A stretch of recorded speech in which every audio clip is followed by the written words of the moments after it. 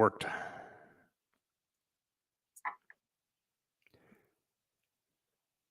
Well, hi, everybody, and welcome to Circle of Fellows, episode number 106 of this live stream / video replay / podcast. I'm Shel Holtz. I'm Senior Director of Communications at WebCore. I'm in San Francisco, California, and I am joined today by a terrific group of my fellow fellows. I've always liked saying fellow fellows. I don't know what it is, but silly, but there you go. And today we are going to be talking about structuring and leading communication teams. So I'll kick this conversation off in just a minute, but first I would like our fellows to introduce themselves so you know who's here answering these questions and engaging in this conversation. And we'll start with you, Diane. Hi, everybody. I'm Diane Gajewski. I'm a professor of strategic communication at Ithaca College in upstate New York in a beautiful Finger Lakes region.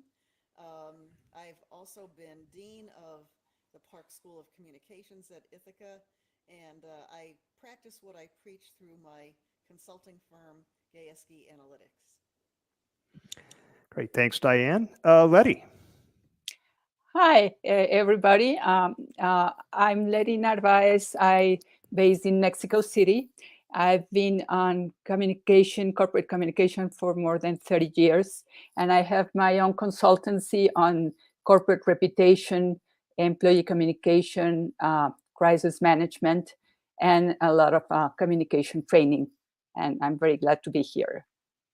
Thanks, Letty. It's great to see you. Rajiv. Hello, everybody. I am Rajiv from Mumbai, India.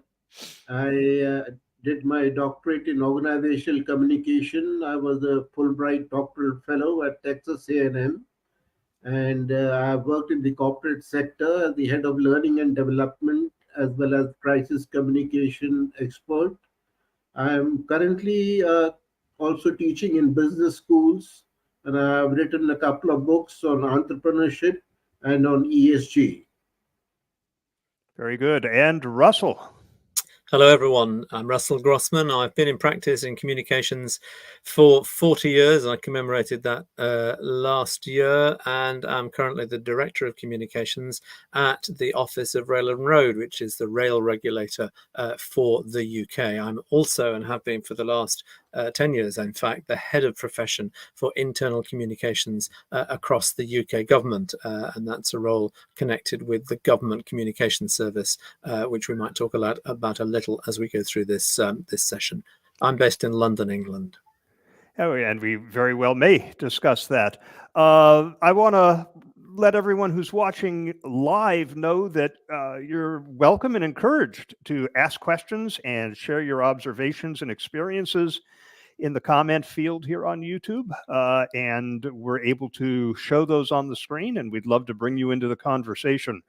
But let's get started. We're here to talk about structuring and leading a communications team. I suspect we're going to spend most of our time talking about the leading part of this, but let's start with the structure, because it seems to be what attracted most of the interest when we promoted this. I want to share a couple of comments that we already got just from Facebook and LinkedIn, where we were letting people know that we'd be convening today. This is Meret Nielsen said, interesting dilemma. An observation on my end is that it depends on the company, where the organization is and where it is heading. Perhaps you can ask if that is how the panel sees it. And then Tariq Trud in Los Angeles said, when I started at Litton Corporate, communications fell under investor relations. When we were acquired by Northrop, we fell under corporate communications, and IR fell under finance. I have reported through human resources pretty much my entire career, obviously not when I was consulting, but on the client side. So where should it report, and how should communications be structured? And I know that I have seen structures where you have a centralized communications department and everybody is in corporate headquarters. I've seen them where it's centralized, but they're dispersed in an agency model. I've seen it where communicators report to field leaders and unit vice presidents with dotted line to corporate, and I've seen it where there is no dotted line to corporate. You don't see this in a lot of other departments. They tend to be very consistent in how they're structured in the organization. So what do you think? What is the best approach for structuring communication, and to what department should it report? I did some research on this a while back when I did 3 different versions of a manual for IABC called Managing the Communication Function. And like you said, Shell, there were successes in all of those models that you mentioned. I think a lot depends on the size of the organization and how differentiated the various departments are. I've had experience with this when I was dean at Ithaca College, where we have 5 fairly distinct schools within the overall college. And they have kind of been structured, their marketing and communications in many different ways. The way that I experienced it working the best is when we had a person embedded in each school, situated physically very close to the dean's office, somewhere where they were very involved with both alumni and students, but they were actually part of a central communication team and reported into that team.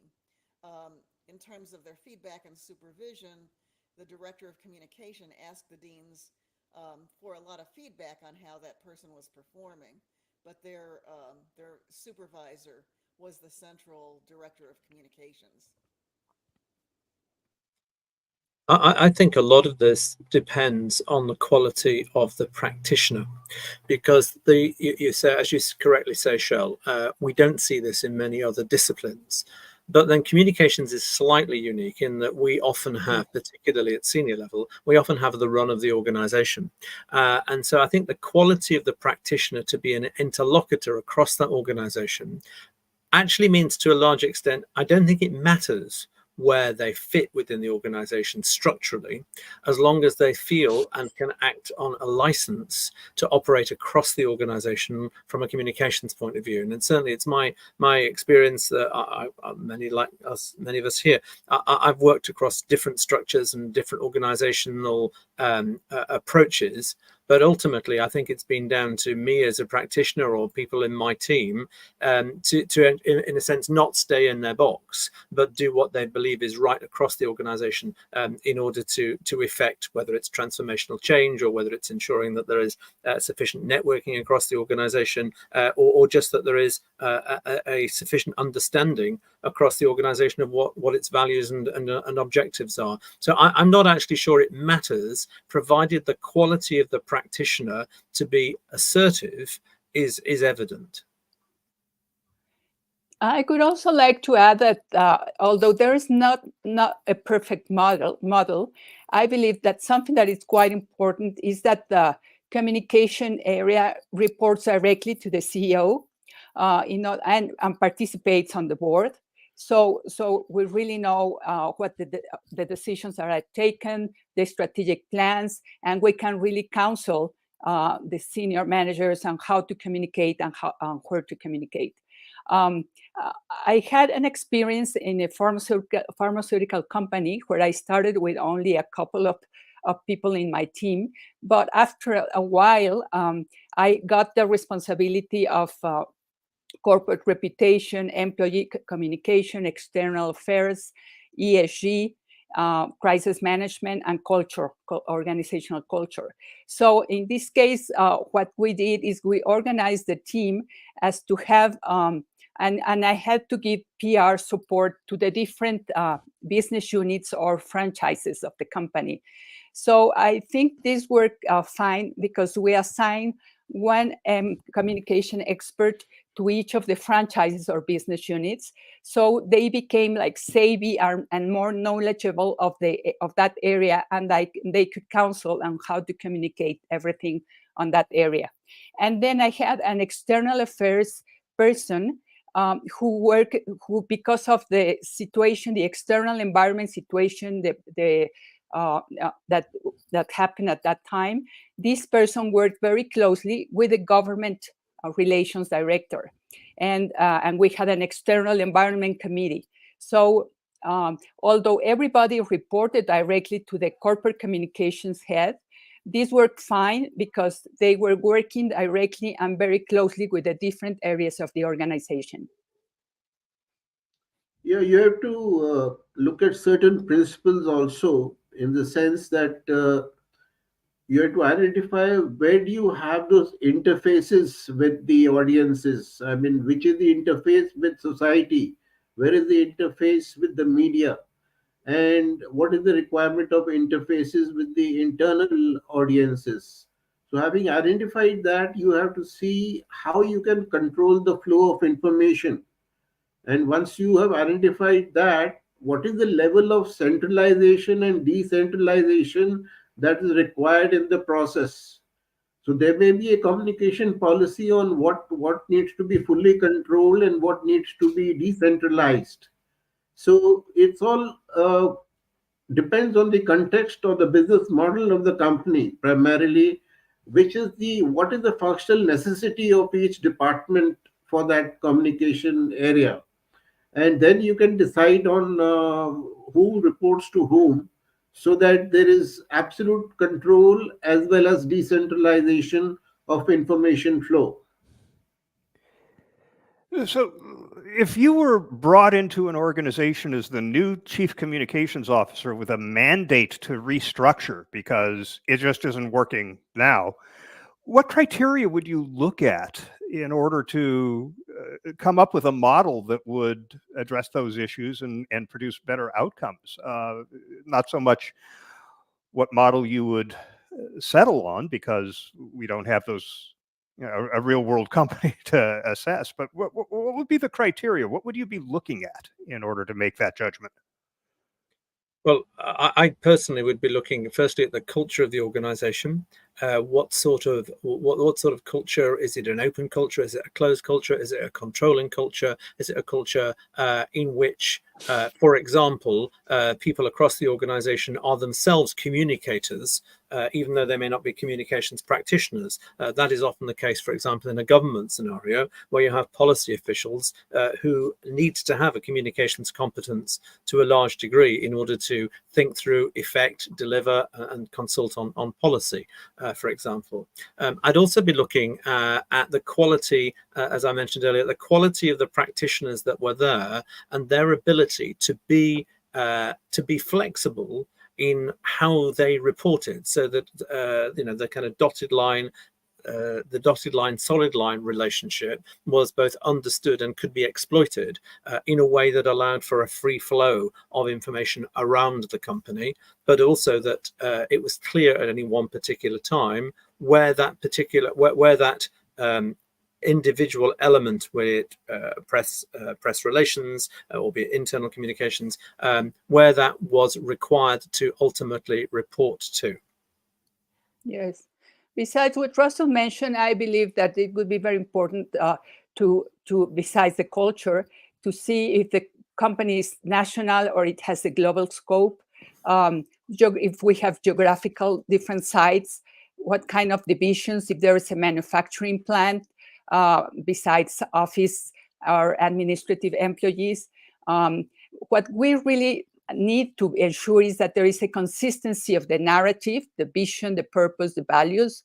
If there has been already a communication audit or study, analyze that in order to see if the leaders are good communicators, or if we need to concentrate the communication in one area, or if we have to train leaders also to how to communicate with our teams, and in order to assure a brand alignment, and to see which other functions would be responsibility of the communication area, in order to organize how would it be expanded and how should we structure the communication department. I'd add one more thing that I found when I would go into many organizations and do a communication analysis. I would add the fact that we need to consult with HR if HR is not already the reporting line for communication, and also look at our colleagues in learning and development. I often found that there were silos of communication, I call them islands of communication. The training department had no idea what the marketing department was doing, and none of them had any idea what external affairs or even employee communication was doing. And so I think it's important to look at where the formal communication emanates in an organization, and maybe just look beyond even just what we think of as a communication team. So I think looking more broadly at all the people who are communicating, and they might be located in departments that we're not even aware of. The reason that I say this is when I would do communication audits, I would often ask the company, my client, to make me an employee, let's say a branch manager of a bank, and send me everything that a branch manager gets in communication from all the different sources. And then I would add all that up. And in one study, we called it the communication load calendar. We would find that if a branch manager in a bank actually went to all the training, watched the videos, attended meetings, read their email, blah, blah, blah, did everything they were supposed to do, there would be more than 40 hours in a week spent just doing that. They literally would have no time doing their real job. And so I think it's important to do that kind of audit, because we may come up with communicators in places that we're not even aware of. Yeah, it's interesting, Diane. I know that when I did communication audits, we always got an inbox account for a typical employee at the company, so we could see everything that a typical employee got, and sometimes that was a revelation. Russell, you said something that provoked a question from me, but it's around the quality of the people on the team. How important is it to assess competencies, to understand what kind of skills the members of the team have, and identify gaps that there might be, skills that would be required to meet objectives or to implement communications that either the team has decided need to be done or the leadership has asked for? No, I think that's obviously really important. I mean, we all know, particularly as managers, that you're no better or worse actually than the sum total of the competence of your team. And so understanding, particularly coming in, and I'm sure we've all gone into new teams, and the first thing we've done is, in fact, probably asked it at interview. It's a standard interview question. What is the quality of the team that you might want me to take over here? And depending on how truthful they are, when you get in there, you either find that actually they're quite good, or they're pretty awful, and that in fact the communications department is the one that has been the recipient of all the duds and all the throwouts from every other department, because we can get into communications because anybody can communicate, can't they?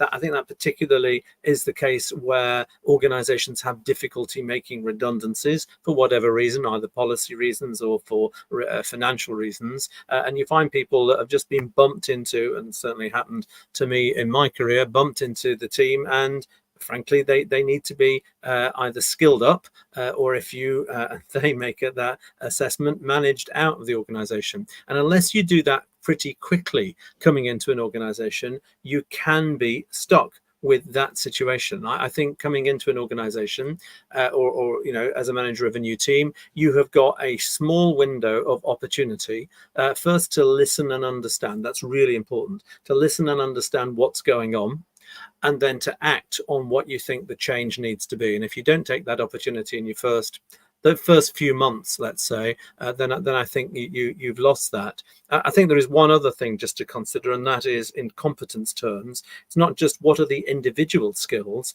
but how does the team collectively have those skills work together to produce a whole that's greater than the sum of the parts. And again, that's really important to be able to assess. And it's something that you can also gain more of, I think, more than you can people's innate skills or competencies on their own.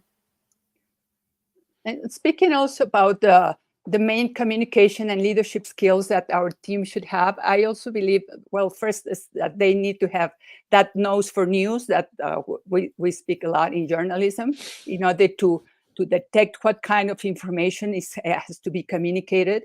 But also they need to have these clear communication skills, to know how to articulate the vision, the goals, the expectations, to have a strategic thinking, to be emphatic and emotional intelligence, decisiveness, creativity, adaptability, and resilience.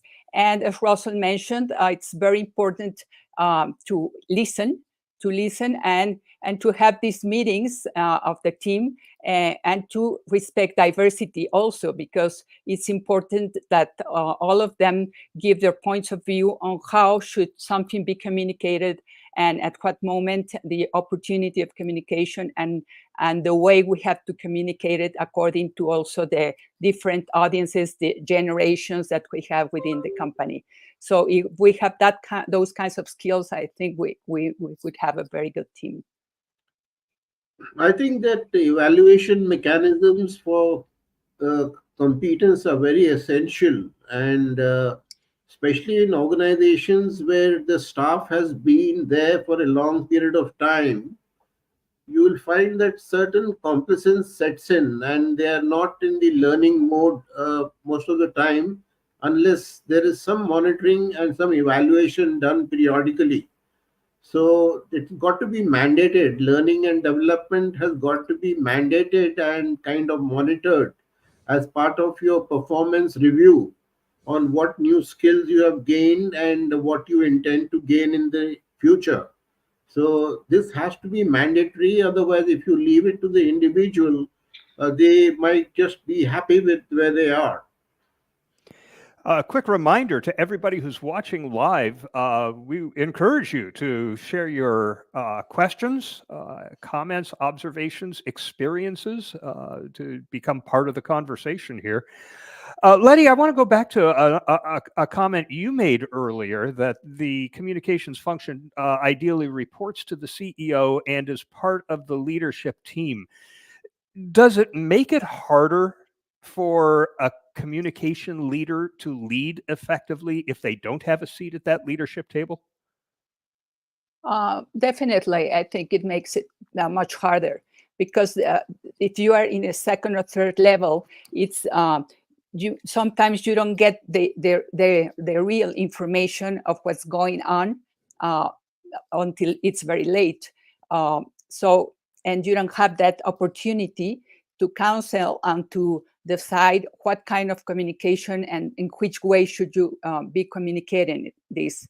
So you don't know if your direct supervisor or your boss will provide the information that you need at timely or not. You will have to be looking for information around. So I really think that we should push for the communication head to be part of that, of the board, and to be very close to the CEO and to the senior management team. Can I just add on that? I absolutely agree with Letty that you need to have the senior communications officer as part of the senior leadership team. But you also need the practitioner holding that role to be sufficiently assertive, not just to have a seat at the table, but to actually say stuff that is more than simply communications. In other words, they are a business leader rather than just a communications leader. I think that is fundamental, not just because of the effect that they can have communications-wise in the business, but also because of the credibility. And I think this is probably more the case and more the opportunity for communications than it might be for some other disciplines like HR or finance. And again, it goes back to the flexibility and the quality of the person who is in that role. And I think there is a danger that I've seen where people are put at the table and then they think they're just there to comment on communications. That's not the case. Yeah, I want to amplify that too, is that we should be in the role not just to be hearing things so that we can communicate it. We shouldn't be just communicating the strategic plan. We should be designing the strategic planning process. What I found is that many leaders and organizations think that communication is the old model of, sender to receiver, like, did you get it? I call it the transportation model of communication. Like, I have the great idea, put it in a vehicle and send it as fast as you can. And my idea of whether that happened well is it kind of like we're in the FedEx model. How fast did it get there? And was my message broken along the way? And instead, communicators need to step in and say, this needs to be a collaborative process, and we need to share ideas and shape them, not just communicate them down the organization. And so I think you're, exactly right, in that we need that seat at the table to be able to insert ourselves into the model of communication that is being followed in the organization throughout all the decision making. And it's also important that if you want to contribute constructively at the CEO's table, then you should not just remain a communication expert, but you got to be versatile. You got to know the business equally well as the others, so as to tell them how you can integrate communication into the business. So knowledge about business is very important in which you are operating, and you just can't confine yourself to the knowledge of the communication field and your expertise. You got to pick up a lot of skills and a lot of knowledge about what's going on in other departments and how they function and what are the business goals of the organizations and how you can really support the achievement of those goals. Yes, and I just want to compliment on that. I believe that's very, very important that we really know the business, because I think we have that double responsibility, because if there's an area that has like a remit across all the company is communication. So it's important that we really understand the business so we can really facilitate that communication throughout the company. Yeah, I don't think there are a lot of executives who care about how many clicks an article got. We do need to speak the language of business when we're interacting with the senior leadership of an organization as well. Russell, you mentioned that the need to speak up at the executive table is perhaps more acute among communicators than it is in other disciplines. I wonder, are there other qualities or characteristics of communication leadership that are different than what you would look for in a leader in any team? Well, the first thing that springs to mind is relationships, the ability to form and to sustain, and in a nice sort of way, I mean, I don't mean this pejoratively, to exploit relationships. I go back to the idea that I had earlier, where the communications practitioner has the opportunity across the entire business, whether that's the C-suite at the top or whether it's the business, understanding the business further down. For example, in my particular business, which is railway regulation, I have no qualms in going to one of our safety inspectors and saying, "Can I spend an evening with you to understand the grit of some of your job and understand more of the challenges that you face?" And I think we can do that in a way that perhaps some other disciplines cannot, but equally you need to have that relationship ability. I think the other thing which is important for us as a quality is to be curious. So I absolutely agree with Rajiv, of course, that we need to know about business, but also be curious about what could be rather than just what is, and also to be able succinctly and in a timely way to be able to suggest what I would describe or throw what I would describe as pebbles in the middle of a pond.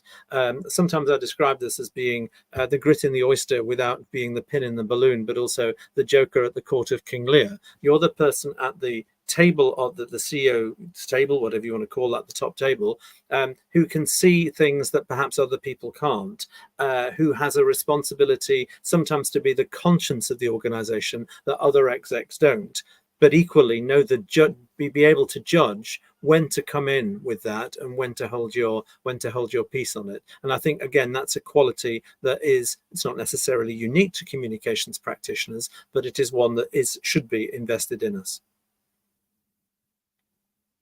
Other thoughts on the qualities or characteristics of communication I think, leadership?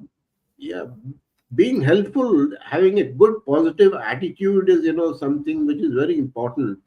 And, when it also coincides with what Russell said about relationships, they can be built up if your attitude is very helpful. You're out there, you go beyond your call of duty to help others and support them in whatever they are doing. And that also helps build relationships. I agree with you, Rajiv, but I will play devil's advocate, and I think that sometimes we are too helpful and we're too willing to try to please, and we're afraid to say no or ask the tough questions. I know it's easier as an external consultant, and I know that all of us here on this call either are or have been on both sides of it. Sometimes it's easier for an external person to come in and tell the CEO that, she's looking at the problem in the wrong way or asking the wrong question or, about to make a big mistake. But I think that's the problem. We all talk about people being order takers. And sometimes I think we're too quick to please. And I see too many communicators take on low value assignments because they've been asked to do something rather than to step back and create their own agenda and say, nobody's asking me to do X, Y, and Z, but this is what needs to happen right now. And this other task either doesn't have to be done or maybe it can be outsourced. So I think there's that fine line of, certainly being engaged and optimistic and wanting to help the organization, but knowing that helping often means saying no or telling someone that they need to think about something quite differently. I remember creating a site on the internet that shared interactive data on an issue that was important to the organization. And one of the executives came by and said, "Who asked you to do that?" And I said, "Nobody asked me to do that." No, and I also think that we have to not have the courage to disagree and the openness to say, to tell anybody, any senior manager or the CEO, when we think that something should not be communicated in this way or the other, because and not just taking care of our position, but behaving like an external consultant in that moment and saying what we really think because of our experience, because we know the business, because we have been in the different areas, we have listened to what's going on, and then openly express our point of view. Yes.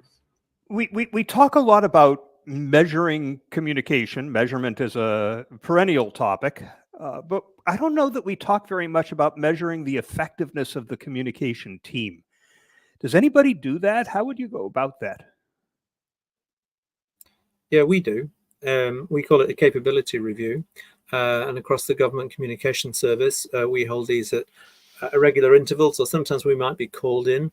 I, in the last couple of years, have done 2 separate capability reviews of other departments with the team and brought the team together, a multidisciplinary, from a communications point of view, a team of other directors of communications, some who have worked in government and have moved on, and some are still there. One I conducted 2 or 3 months ago was across the team. We interviewed 34 senior executives across a structured template, looking at the quality of the team. People were very open with us. Necessarily, some of the conversations needed to be confidential, but then made an assessment as a result of the quality of the team, both in a positive and a negative sense, came up with 1 or 2, perhaps 3 or 4. I think it was mainly nearer 5 or 6 recommendations as to what the changes should be, reported to their executive committee, and I also have a responsibility just to check and follow up where necessary. That's the kind of format. We look across typically 3 areas. Remember this, but one is the strategy of the approach to strategy. Second is the approach to structures, and from memory, I think that the third is the approach to kind of discipline and the way in which there is a common approach to communications that we like to see across the whole of the government communication service, irrespective of the team.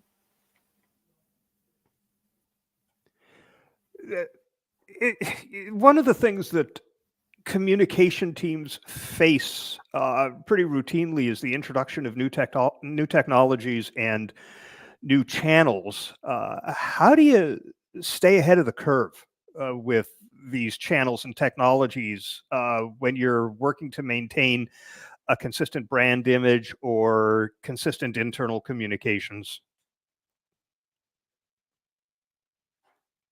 I think it's going back to being able to say no, and someone, I hope the leader in a communications organization carves out time to be able to stay on top of those technologies by reading about them, playing with them, talking to other people who are using them, setting up little pilot tests of them.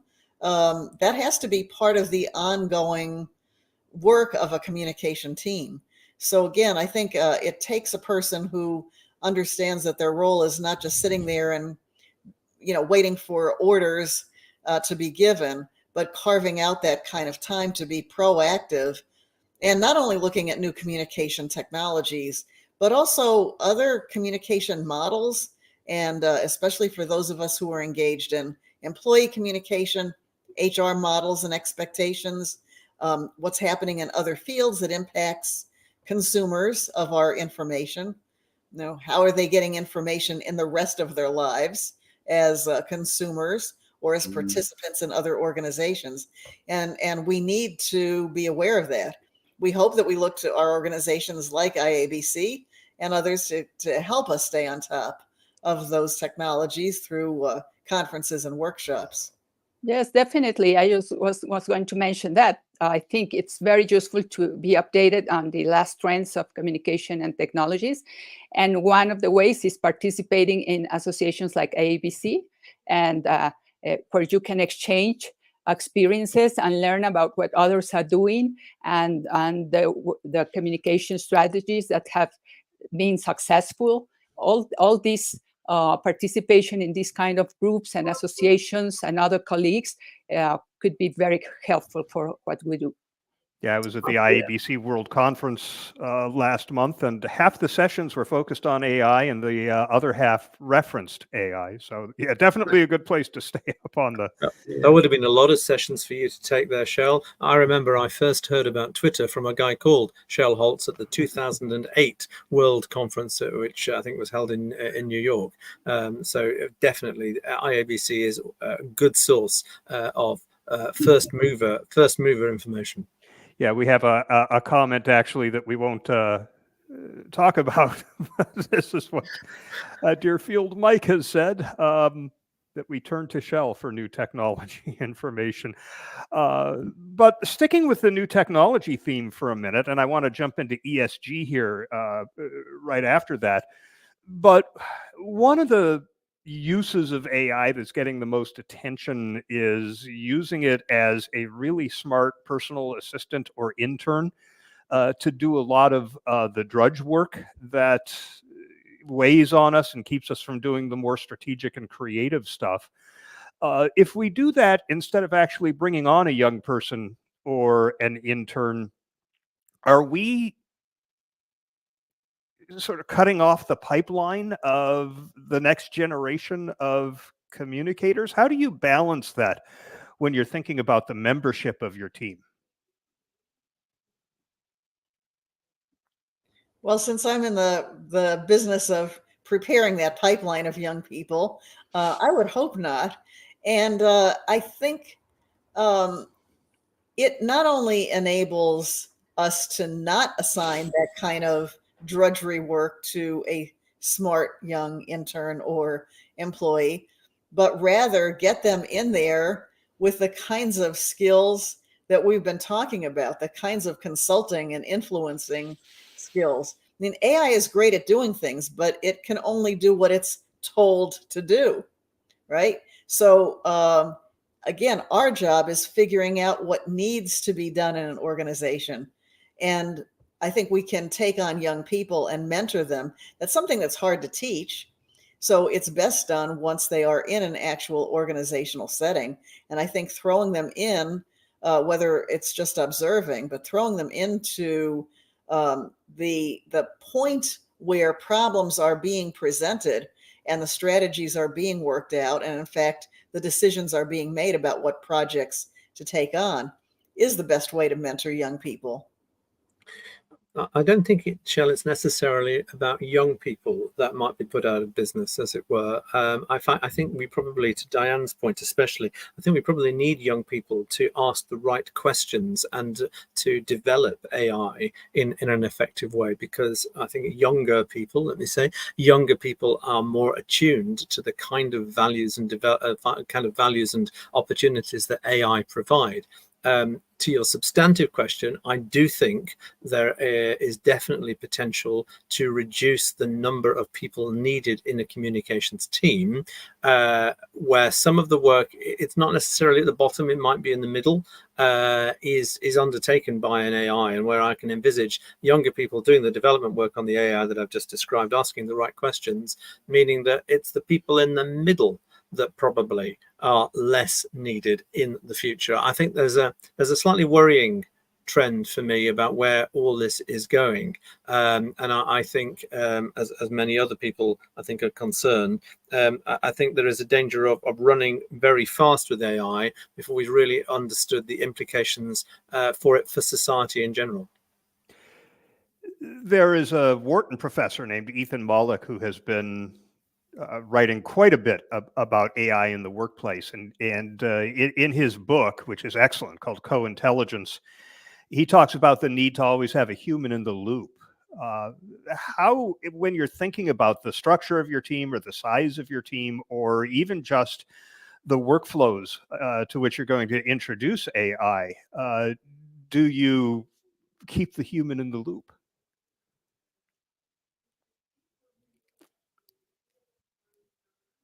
Well, you have to have that human in the loop, because AI on its own is just a machine. We have, within the Government Communication Service, we have just launched our own what I describe as walled garden AI. It's based on ChatGPT and Microsoft Copilot, I think. It's one of the two of them. But it's to present it's a walled garden which allows us to put in information that kind of keeps within that boundary. But in terms of its use, it needs a human to think about asking it the right questions, and then it definitely needs a human to understand whatever is coming out, what is the relevance of that to the actual task that you are seeking, because that judgment will never stray from the need for a human, and take the human out of the loop, and I think you're into some real difficulties. I don't know if any of you have experienced this, but when I first played with ChatGPT, I was blown away. And I really thought that it could do a lot of the writing. And, of course, those of us who are in education are all afraid that now students will have AI writing all their papers for them.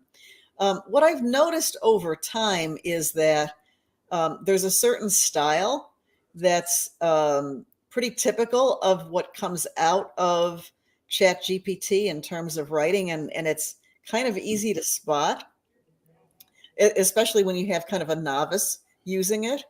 And the other thing that I think people are starting to see is it's getting stupider over time. And, one of the things we have to think about is that for the kind of public GPTs, not the walled gardens that we were just talking about, But it learns by its input. And right now, there are a lot of people playing with it and trying to kind of break it and put in silly things and see what comes out. And I think we're starting to see. I'm hearing more and more examples of really strange things coming back. And so the human certainly has to be there to assess what is coming out. But it's making errors even in terms of simple things like simple mathematics. There's going to have to be a lot more development of checks and balances. Yeah, I was Yes. playing with one of the video generators, and I gave it the prompt of two dogs playing in a grassy meadow under a blue sky with a rainbow in the background, and it did a great job, except it gave me 3 dogs. Yeah, we also have a saying in the army, we have so many weapon technologies come into play constantly and new weapon systems. But we always say it's always the man behind the gun that matters, the man behind the machine. Yep. So Yes, humans will always definitely. dominate. Yes, we should never forget that we are communicating with human beings. So even if AI and new technologies that we use for communicating, we will never forget, and we should never forget that face-to-face communication will always be very important. The eye contact, to listen, to really active listening, the corporate language.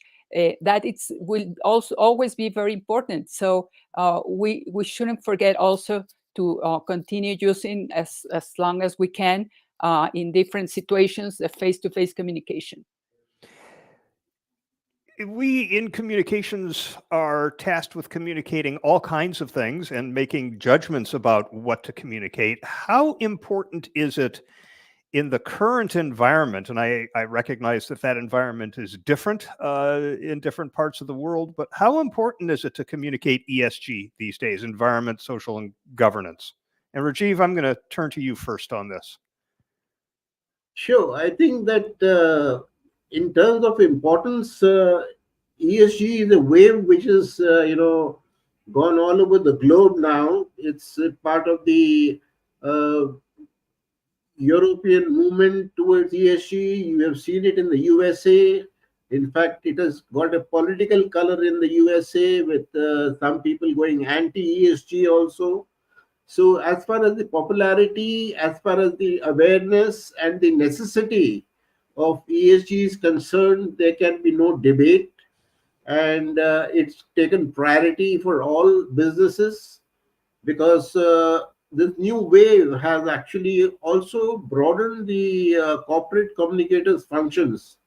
And if you look at the organization, primarily you will find that it cannot be the corporate communication department which can really, tackle this issue, because it's a collaborative effort required, an integrated response by an organization which requires to collaborate between finance, between HR, between sustainability functions, the legal function, the investor relations function, and the marketing function.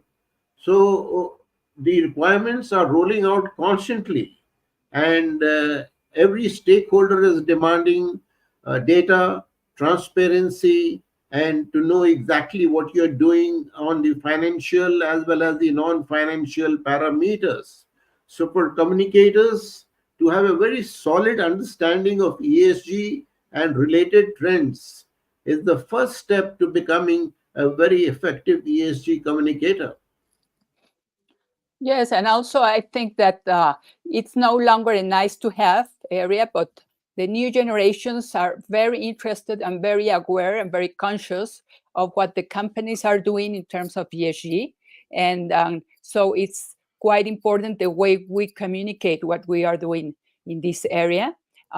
It's one of the priorities of the communications department to communicate it and create awareness of what the company is doing around this area, not only for internal audiences, but also for the external public. So before we continue on the ESG track, I do want to share a couple of comments we got. First, it's Mike Zimmett. He has shared, Deerfield Mike says, Diane is spot on. ChatGPT quality really varies, but a lot depends on our mastering the ability to enter really good prompts, garbage in, garbage out. And I agree. I think writing prompts is something that communicators now need to learn how to do. And it takes some study and some trial and error and practice. We also got a comment from Happitude Life Coaching saying, yes, that is very important. And I didn't catch what Happitude Life Coaching was responding to. So I'm just going to say it's everything we've talked about, right? It's all very important. But continuing to talk about ESG, what are the challenges in communicating this both internally and externally? And I'll preface that question by pointing to a news story. In fact, later today, Neville and I are recording our podcast, and this is the focus of the story. It's a company out of Tennessee called Tractor Supply that for years has been touting its ESG achievements, the targets it sets and its goals, specifically around sustainability and DEI. They were recently the focus of a campaign from the political right that was asserting that all of this was just woke. And the company backtracked. They said they were going to can all of their DEI people and get rid of their sustainability goals in response to all of this, which I find distressing, since all of the data that I have seen indicates that these things lead to better financial results for an organization. I don't see it as woke. I just see it as good business. But the challenges have intensified around communicating these things. What can communicators do? I think that what you are speaking of, Shell, is a new term come in play. One was greenwashing, as we all know what it is. But now this term is called green hushing. It means the intentional downplaying of corporate sustainability goals to avoid public comment and uninformed scrutiny. So this green hushing movement is actually a result because of the anti-ESG movement. So people who don't want to publicize too much about what they are doing and what they would have otherwise touted to their stakeholders and the public, but now they want to keep quiet, because unnecessarily raising people's expectations and then getting caught on the wrong foot. So basically, this kind of things can hinder climate ambitions, and lessen overall transparency if people start reacting to political movements. That's one thing to be very careful about, is to do what you think is right and continue doing that. Yeah, I have to say, one of the things that disturbed me about Tractor Supply's response was that they had been claiming that these were their values, their core beliefs. Are they not anymore, just because they suffered some reverses on the stock price as a result of this campaign? You stand up for what you believe, right? And Mike Zimmett shares that according to the Wall Street Journal, John Deere is now following Tractor Supply's example. So not good. We've got about 7 minutes left. Just want to offer the other folks who are watching live the last opportunity to ask a question or to share an experience, make a comment. But let's talk about, and this is related to or adjacent to ESG, and that's the multiculturalism of the workforce. Especially as we talk about more global organizations, larger organizations. How do we make sure that our communication strategies are adaptable to the needs of a global and a multicultural workforce? How do we lead the team to accommodate or to address those changing needs? I think that's a really good question, Shell. Some of my students have done research on both employee communication and marketing communication. and how to make them more responsive and inclusive. There's a lot of call out there to just diversify these teams. And when we see blunders happening, people will often say, well, that would not have happened if you had an African American on that team, or that would not have happened if you had had a woman or a person with a disability on that team. They would have seen that. They would have caught that mistake. That would not have happened. And that may be true. On the other hand, it's pretty impossible to develop a communication team that represents every difference out there.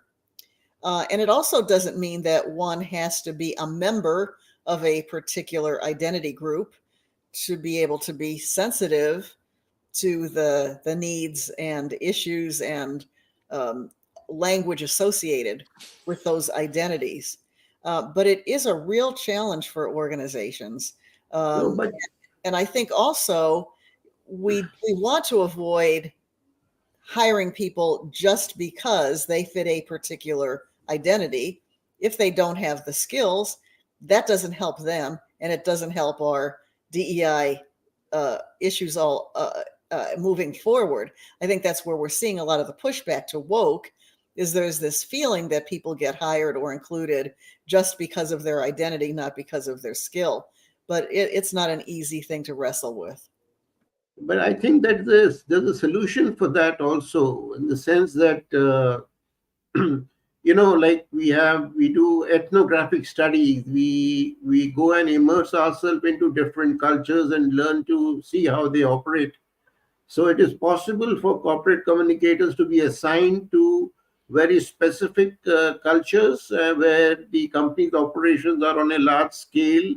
They can go and live there, or have people from there come into the department and kind of share. The idea is to learn their culture, the work culture, the methods of operation, and the political context in which they operate. Once you gain knowledge of that, then communication becomes easier. You might also like to understand the metaphors in use in that particular region or a context. Because if you use metaphorical language which resonates with the particular audience in that area, it makes a lot of sense. So there are ways to overcome this distance and the communication gap that you are foreseeing.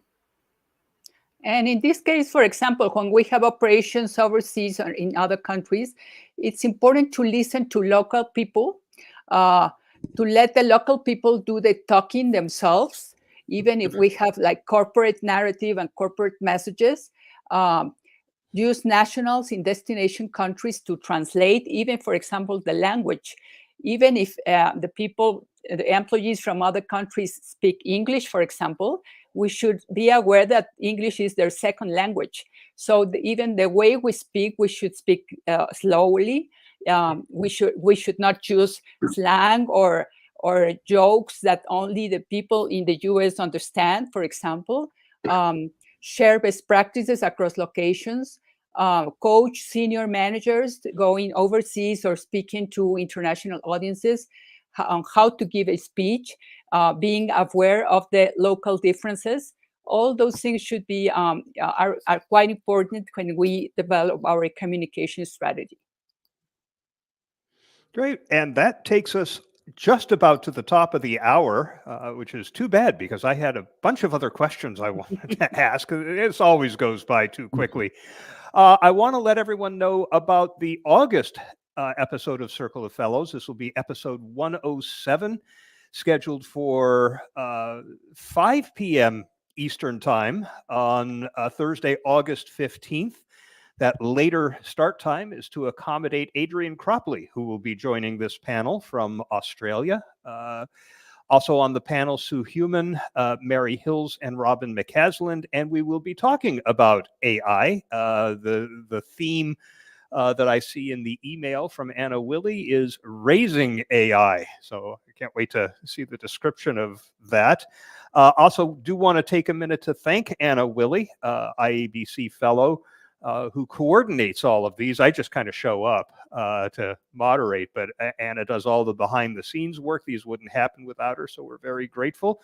And to today's panel, thank you very much for your contributions and your insights. It's been great. Thank you. Thank We've you. enjoyed it. Thank you. Bye-bye. Pleasure. Bye. Bye.